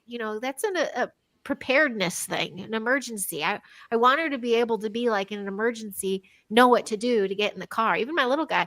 So yeah, well, I'll have the kids drive me to you guys in Wisconsin, Illinois. There you go. years ago during a TV interview, the interviewer asked Mary Andretti what it was like to drive in LA. He said the only difference between the Indy 500 and the Los Angeles freeways, there's more cars on the freeway. He said, It's crazy. "Oh, it is. I mean, I think Chicago's the fastest. It was the craziest, but Chicagoans are good drivers. Here, I don't know. There's too many. A lot of singles, right? So that's why they did the carpool lane. A lot of Right. people by themselves driving, so there's clutter, but they really don't know what they're going, where they're going, or what they're doing. And then that first rainfall, forget about it. So- I can't remember what interstate it is up there in Chicago, but I was on it and everybody was going 80 to 90 miles an hour. And it was almost bumper to bumper. And everybody was going going that fast, fast. It was just like a smooth ride all the way through. I was surprised. well, I can remember going down the Ventura Freeway, going up through, going to Sherman Oaks. I'm in bumper to bumper traffic at 85 miles an hour. Mhm. All someone has to do at the front fart and loses concentration, you're gonna have a pile up. Yeah. I mean, and I think the record pile up in California was in Orange County on I-5, where there was a 290 car Oh, pile up. jeez. Yeah. Oh, Wow. It wasn't gosh. any, all of a sudden, back in the 50s, they would get what they call Thule fog, and Uh-huh. all of a sudden you can't see you can't see the end of your hood. Dangerous. So Yeah. dangerous. Jim, you're getting some love here from Woo Rider. Well, Derek's sharing Jimmy Yeah. Goodall, well known in the Jacksonville, Florida area. I've mentioned his name to some friends in the Navy who work on airplanes at NOS Jacksonville. He is a legend in aviation. Look at you. That cracks me up. Wow. That cracks me up. Wow. I have a love and a passion. Oh God! Why do you have to say that? Now his head's going to bloody go. Whoa! Go on, guys. Oh, there's the we wife. love you, Jim. Everybody. Hey, Rosemary. That's Heidi Hey, Popp. Rosemary. Hey. That's Mr. How Nice you to see going? you. from Perth, and Gerald and mine just went blank. Yay, from- nice to see you. From Illinois. Illinois. Yeah. Well, Illinois. hello, welcome to our computer, his computer. Arizona. I know Hey, you're Jim, you never told me she's such a beautiful lady, mate. my son is asked me a long time ago. Said, "Dad," I said, "Mom is a good-looking woman. She used to be." And Oh, you wanker. You wanker. Oh, God, I used to be. How said- dare you? How said, "Dad," he dare said, you? every woman I've ever seen you with, because I was divorced for a long time, he said, "They're all good looking." I said, I may not be good at a lot of stuff, but I do have standards. So, no, I have. You're I a have- legend. yeah. Oh, All my boy. wives have been gorgeous. Aw. All my Oh, yeah. exes have I been like the way he international. says. I like the way he says. You name the country. Hey, Heidi, you look like. Promise me one thing, Heidi. You've got to do Yeah. this again sometime. Yes, You've got to do this absolutely. again sometime. Absolutely. Yeah. I'm actually having a ball of a time here with you guys. Uh, Really am. And Terry, you got on at 6 a.m. Like that's so sweet. Thank you. You're cracking No, on. it's You're fine. here. Hey. Early rise. I can go to bed later this afternoon and have a granny nap. You know? I mean, Ah, I've had Have your naps. Jackie to help me. You know?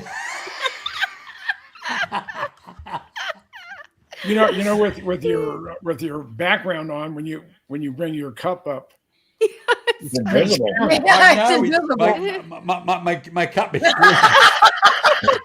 That's a green screen. But that one's This real. That's a good trick. this here, this is my new baby. oh, Aw, beautiful. Yeah, That's beautiful. I know you've heard my songs on YouTube, yeah, and I do play Yeah. them, and I do create music, believe it or not. That's one of my favourite Yay. pastimes. So I don't Nice. necessarily like when I'm bored. I don't necessarily say I'm going to go do a podcast. I'd rather sit in my room and quietly do some music. Do music. So Yeah, not just it- AI. You're I making find- the music too yourself. Yeah, and That's beautiful. and it's also therapeutic for me, you know. But I wish. some of the songs I've actually written, I've actually put it to AI music, and it comes out totally different, which sounds good. Yeah, But yeah. the original version is also, I feel in my heart, feels good too. So, but one day I'll Good. play them for you. I'll play them for Yes. you live one day. So Perfect. Will you do it live on here? Another day, another story. Yeah, That'll I'll be do it another live. for We'll you do on there. another live. We'll throw it Yeah, on yeah, there. do it. Yeah, Well- yeah, but I'm an old muso from way back. I've actually played with a big band once many years ago, back in the early '70s. Actually, I was on leave from the army, and I got a call from the old agent. Says, "Hey, are you available?" And I said, "Available for what?" He says, "Well, apparently there's a band in Manchester. There's got a big going on at Manchester University, and." And he told me the name of the band, and he says, "Do you know the music?" I said, I'm pretty kind of, I know their music, but I'm not kind of 100%." And he told me, "No, let's okay, send me the music sheets." I don't read music very well. I mean, I'll be honest with you, I don't read music very well, but I'm very accomplished at that time with all the chords and everything. And I just kind of said, "Okay, send me a minute." And I looked at it and I said, "Okay, yeah, okay, but let's see what I do." So I had apparently about 15 hours before the actual show to do a run through with them, and I accomplished. And they told me, "Terry, sit at the back in the shadows. We don't want people to see it because apparently You don't want to scare people Yeah. away. No, well, apparently the rhythm guitarist kind of OD'd, and Oh. and they were he OD'd, and you'll see. You'll see. Holy He was all right. smokes. Didn't die, and it was a very popular band of the day internationally. So Huh. Midnight I Oil? won't mention. I won't mention a name. Yeah. But Wow. Dang. AC/DC. You see? No. Well- They actually played what they call space rock of the period, right? And one of the things they used to happen, if anybody knows, been to their concert, they'll see a Pegasus come up on the screen. Oh. Okay. I think, yeah. It's a big to do, A huh? Pegasus will come up on a screen, a projection in the think I back. Okay, I'll tell you the name of the band. It's called Auckwind. Oh, What was it? Auckwind? You maybe I Google it. haven't heard of it. No, yeah, we'll Google it. Yeah, Auckwind. And anyway, there was space rock. And I did one show with them. I didn't actually put it blunt. I got through it, but I didn't play very well at all. I Oh, really did. so you say. But hey, But that's what an nobody, experience. hey, nobody could tell any of it. It's only because I went out a bit rhythm every now and then, Anyway, I got paid for it. That's the important thing. That's it was an experience of a lifetime. But one of my favourite experiences was where I actually stood in as a compere at a place called the Domino Club in Manchester. A friend of mine called Bobby Day, he was sick, he had laryngitis and everything. He says, "I'll come with you," but he says, "I can't do my show, can you do the compere show?" And I says, "Yeah, okay." And I was on home leave from Bielefeld, Germany. I was in the British Army, and I say, "Yeah," I went along and I said, "Who's the guest? Who's the top line tonight?" They says, "You're going to laugh here, guys." I mean, you won't laugh. You'll be, ooh, and it wasn't. They says it's Roy Orbison's the show on tonight. Aw. And Oh, I that's said, nice. "You're kidding." That's a You nice really story kidding. to wrap this all up. Yeah. Yeah. That's sweet. Yeah, I know. That's a good one. Yeah, and I- yeah, actually, look, just keep it short. He gave me a guitar at a coffee shop, place called the Golden Egg in Manchester, in England, and it was a Rickenbacker guitar. He gifted it to me while we were Aw, having over that's really coffee. cool. That's That's really nice. nice man. A really, really, really nice man. It's the first time and the last time I met him. Well, that's beautiful. That's kind of like what you were saying before. To circle it back to Doc Skinner, what did he say? Like inspire to. It's what was the saying you said? We need to lift each other. Aspire to inspire. Lift each Aspire other to up. inspire each other. So someone gifted you Right, that yeah. guitar, and look what it did. Yeah, we all gotta, Yeah. we can all take a few notes from that and be our best human selves and inspire others. And Jim, you're inspiring a bunch of kiddos. Just so you know, your book, circulated. There's a little boy who does take aviation classes, and he knew of you, and his mom Aw. saw me and you online once, and she's like, "Oh my gosh, you know?" And I go, "Yeah." And so I brought your book to school to show him, and the fact that you wrote something to me in it, I'm like a celebrity there now. Aw, Oh, wow. And that's his sweet. name is I tell you, Nico. I Hi, tell you, Nico. I tell you what, Mhm. you send me his name and his address, I will send him a B2 book. Oh, Oh, he would nice. love Oh, that. Jim, that's so wonderful, Jim. sweet. He would love that. If you ever Hey, roll through, hey, too, Jim. we'll host you. What about me? What about me, you bugger? You know what it would cost me to mail Now it I'm to the other jealous. side Yeah. of the planet? Hey, That's so I'll cool. pay for it. Thank Don't you worry, mate. I'll send you a personal check. Actually, I'll pay it directly into your bank account, mate. Don't you worry. Yeah. No, no, Oh I'm, my goodness, that's sweet. Heidi, Thank you. I'm serious. I would will. I would absolutely be, will. I would be tickled to do that. That'd be Aw. amazing. And he's just one of That's those wonderful. boys, like there's many of them, but he is focused, he's driven, he's inspired, and he's just so good to others. So what a wonderful Mhm. thing for him to Oh, share being a good that's human. awesome. Yeah, isn't that that's so cool? Sweet. Yeah, I love it. See, we're all leaving on the high notes. We are Yeah. going to wrap it up now. So Now you're all crying. I know. Here goes the mascara. And Gerald James, so you have Rumble tonight. You got a movie tonight. You got No, you did it. no. Today's Oh, Thursday. what's today? Thursday, No, Thursday, tomorrow- Friday. Yeah. Day after. We have Jessica Jones next. She's on in about 5 minutes. So maybe y'all say hi in the chat over there. But when will we see you next? And who do you have this weekend? You did a Fury one Actually, yesterday with we'll have Friday, Saturday for our creepy movie night on Rumble, and then Sunday we have Greg House from Woodwalker, so we'll be talking Bigfoot experiences, and then Wednesday we will have Paul Stobbs, right? Yeah, Paul Stobbs from the UK, and we'll have another 2:00 in the afternoon show, and it'll be 8:00 over in the UK. That'll be Excellent. Nephilims. Yeah, Nephilims look like clowns. wow. So all the creepy clowns that we've had through Yeah. history. History of clowns and where they all came from. It's very interesting. I hope Newsom's one of them. Oh, we throw our Sounds governor freaky into to the me. mix. too, Sounds so. freaky to me. And I'll use- Great seeing you, Jane. Great seeing you, Gerald. Yeah, it's great seeing you too, Terry. I Yeah. love that. That's And you too, Jim, the you- great I one. know, Jim. I bet Jim, I the bet legend. you The, were le- there, did the Jim. legend. The The great one. Where are Well, you listen, next, guys. Jim? Uh-huh. I love you guys. I really do. Love you guys very Aw, much. we love you too. We love you too, Terry. Yeah. And we know Jim's going to be on Andy's show here in a few weeks too in the UK. Oh, yes. Yeah. D-Toads, Alien Yeah. 8UK, Mr. Alien D-Toads, 8 right? UK. Woohoo. I'm gonna be on with Dolly and Preston on the 28th of April and Dustin on May 9th. Okay. And Hey, do us a favor, Jim. Will you tell Preston I said hello to him? no,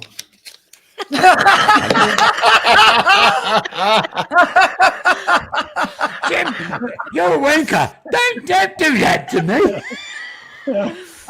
Aw. I got you. I know you will. I know you will. I know you will. Say, hey, Mr. B said, get out here.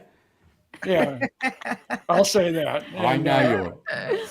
So you got some shows coming Actually, up I'm here. going to Terry- text Preston. I'm going to text Preston. I'm going to tell him what kind of a person you really are. Yeah, Jim for the win. Huh?